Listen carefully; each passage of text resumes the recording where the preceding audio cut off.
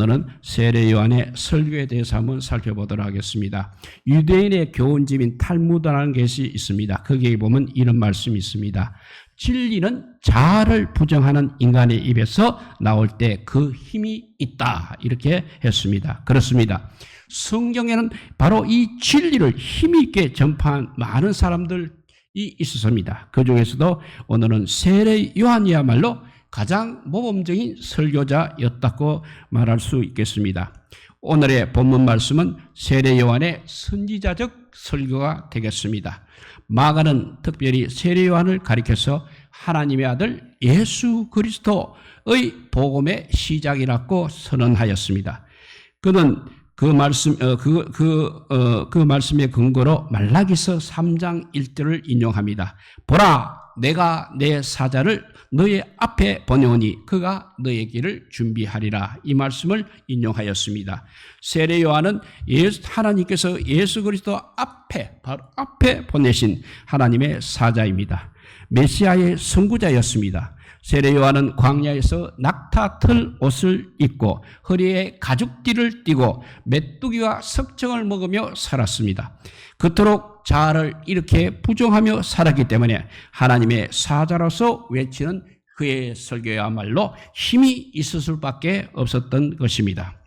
먼저 너희는 길을 준비하라. 그의 오실 길을 곧게 하라고 했습니다. 마가는 이사야서 40장 3절의 말씀을 인용하여 세례 요한을 가리켜서 광야에 외치는 자의 소리가 있어 이르되 너희는 주의 길을 예비하라. 주의 길을 준비하라. 그의 오실 길을 곧게 하라. 기록된 것 같다고 하였습니다. 그렇습니다.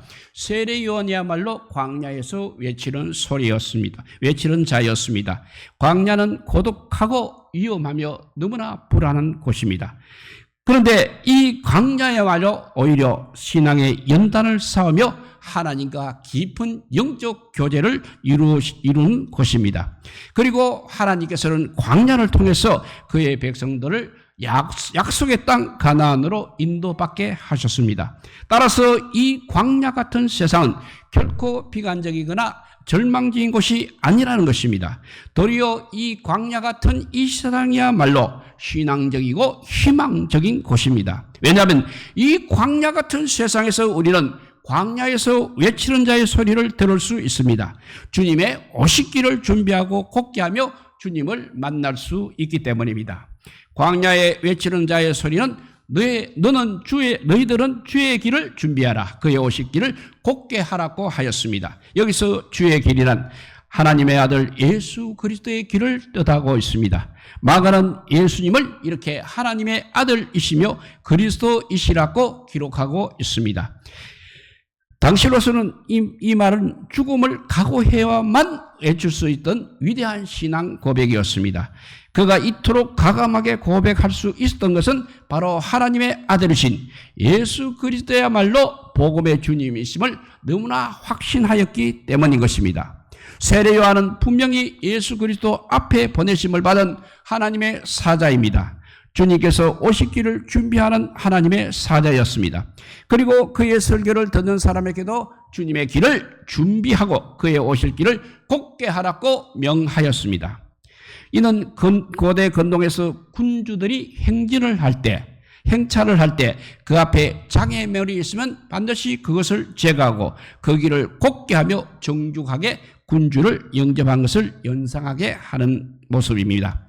마찬가지로 하나님의 아들 예수 그리스도의 오심을 영접함에 있어서도 마음속에 그 오실 길을 준비하고 곧게 해야 한다는 것을 말씀하고 있습니다. 그리할 때 우리는 실로 이 광야 같은 세상에 비록 살고 있을지라도 복음이신 하나님의 아들 예수 그리스도와의 만남을 통해서 참된 행복을 구할 수 있게 되는 줄 믿으시기 바랍니다. 이런 예화가 있습니다. 과테말라 나라의 산악지대에 위치한 인구 2만여 명의 도시 알보론가의 갈보리교회 마리아노 목사님의 이야기입니다. 이 마리아노 목사님은 나를 섬기게 하기 위해 너를 선택했다. 내가 너를 선택했다는 하나님의 음성을 듣고 목사가 되었습니다. 마리아노 목사님은 1970년대 중반에 영적 전쟁을 선언하고 일주일에 3, 4일씩 금식을 하며 우상이 떠나가기를 간절히 기도했습니다. 그의 영적 전쟁은 매우 치열했습니다. 격렬했습니다. 어떤 사람은 교인들에게 먹을 것을 팔지 않았습니다. 또 어떤 사람은 교회로 몰려가 예배를 중단시키고 오히려 마술을 행하였습니다. 어떤 날 폭력배들이 마리아노 목사님을 끌고 가서 손을 묶은 후 입에 총구를 넣고 방아쇠를 당길 때였습니다. 그때 마리아노 목사님은 자신을 보호해 주시는 하나님께 기도를 하였습니다.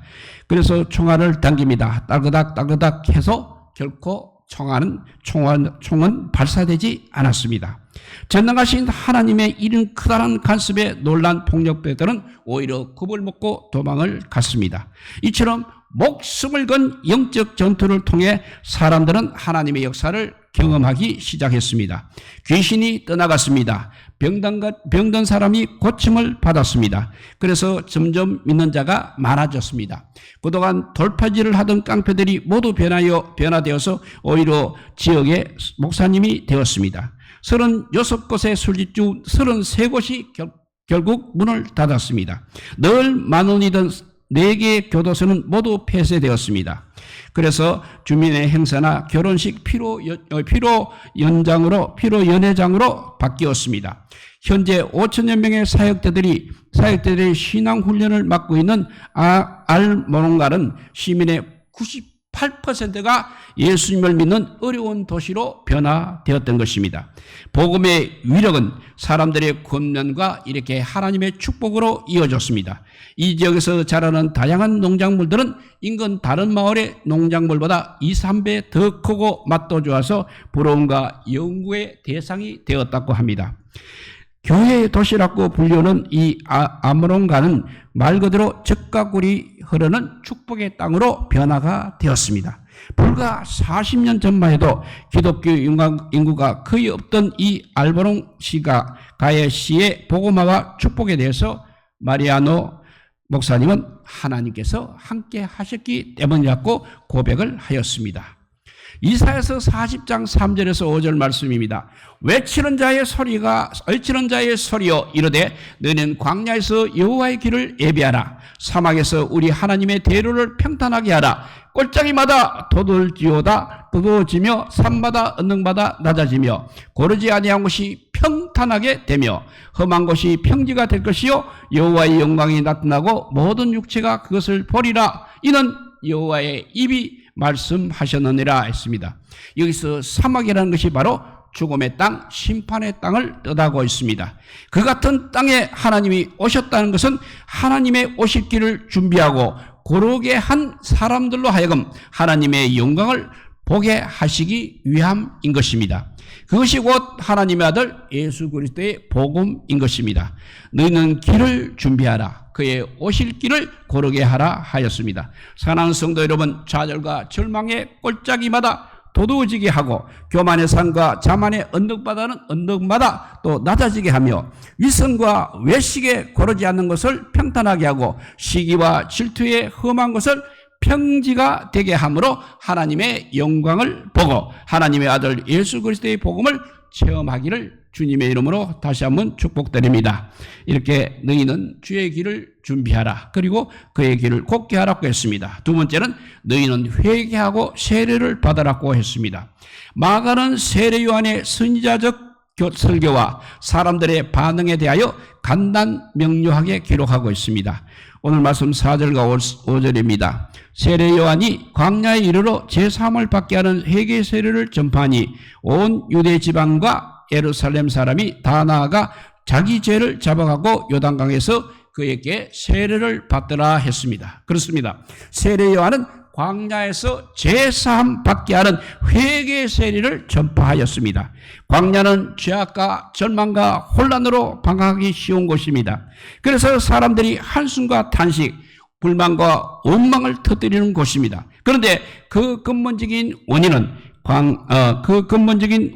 광야라는 환경 때문이 아니라 바로 자기 자신의 죄악 때문인 것입니다.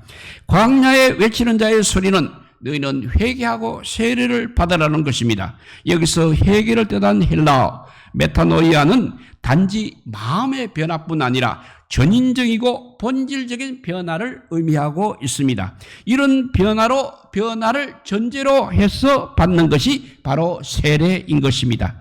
세례는 죄사함을 받게 하는 수단이 아닙니다. 죄사함을 받게 하는 것은 회개인 것입니다. 그리고 세례는 회개를 통해서 죄사함을 받는 것에 대한 의식적이고 공식적인 표시라 할 수 있는 것입니다. 세례 요한의 회개 세례의 설교는 그 영향력이 그야말로 막강하였습니다. 온 유대 지방과 예루살렘 사람이 다 나와 자기 죄를 자백하고 세례를 받았습니다. 심지어 많은 바리새인들과 사두개인들도 요한에게 세례를 받으려고 나왔습니다. 세례 요한은 그들이 세례 베푸는 대로 오는 것을 보고 마태복음 3장 7절에서 9절은 이렇게 책망하였습니다. 독사의 자식들아, 누가 너희를 가르쳐 임박한 진노를 피하라 하더냐. 그러므로 회개에 합당한 열매를 맺고 속으로 아브라함이 우리의 조상이라고 생각하지 말라고 책망하였습니다. 그러면서 계속해서 마가복음 1장 7절에서 8절은 그는 나보다 능력 많으시니까 내 뒤에 오시나니 나는 굽혀 그의 신발끈을 풀기도 감당하지 못하겠노라. 나는 너희에게 물로 세례를 베푸었거니와 그는 너희에게 성령으로 세례를 베푸시라고 하며 성령 세례에 주님을 증거하였습니다. 이는 우리가 회개 세례 곧 물 세례만 받을 것이 아니라 나아가 성령 세례도 받아야 한다는 말씀입니다. 그래야 할 때 우리는 실로 이 광야 같은 세상에 살지라도 성령으로 거듭한 성도로서 회개에 합당한 열매를 맺는 줄을 믿으시기 바랍니다. 미국에 예합니다. 1969년부터 1973년까지 미국 닉슨 대통령의 특별 법률 고문으로 막강한 권력을 행사했던 찰스 콜스라는 분의 이야기입니다. 닉슨 대통령의 재선을 위해서 정적들을 제거하는 일에 앞장을 섰던 그분은 닉슨 대통령의 손도끼 사나이라는 별명까지 얻기도 했습니다. 그러던 그는 1974년 워터게이트 사건으로 결국은 감옥까지 가게 되었습니다. 그에게 복음을 전하고자 했던 상원의원 세 사람이 그를 위해서 중보 기도를 하고 감옥을 정기적으로 방문하면서 책을 선물하였습니다. 그는 친구 필립이 넣어준 C.S. 루이스의 순전한 기독교를 읽고 자만은 하나님을 찾지 않기 때문에 악이라는 내용의 큰 충격을 받고 결국 예수 그리스도를 영접하였습니다. 그는 항상 대통령이 나를 찾고 있다는 말에 자만했던 것을 회개하며 걷잡을 수 없이 쏟아지는 눈물을 흘리며 예수님을 찾았다면서 그의 자서전 거듭나면서 이렇게 고백을 하였습니다. 예수님, 저는 당신을 믿습니다. 당신을 받아들입니다. 내 인생에 들어오십시오.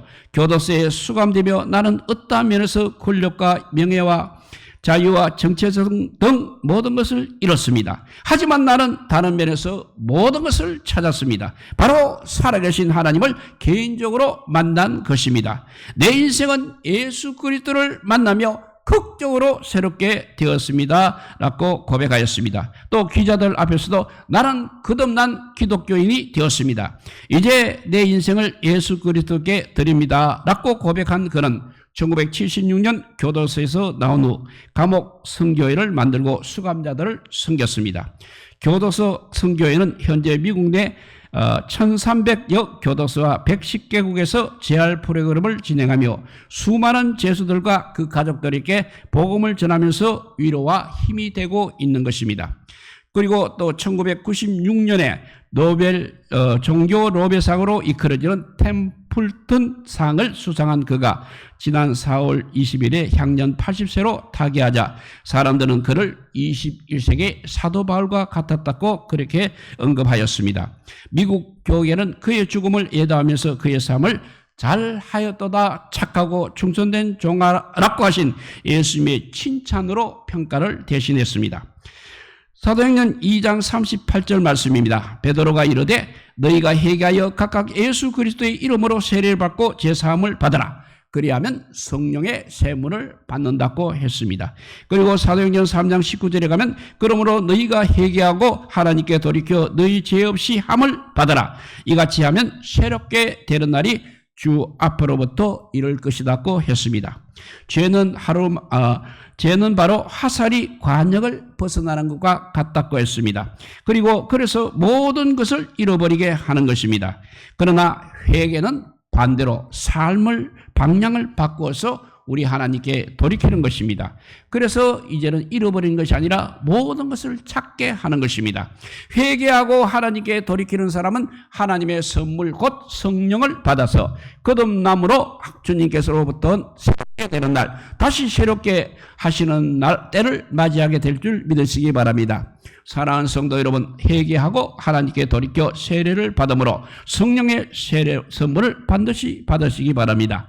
그래서 주님께로부터 오는 새롭게 되는 날을 맞아서 거듭난 삶으로 하나님께 영광을 돌리며 잘하였도다 착하고 충성된 종아라는 귀한 칭찬도 받게 되시기를 우리 주님의 이름으로 간절히 축복합니다.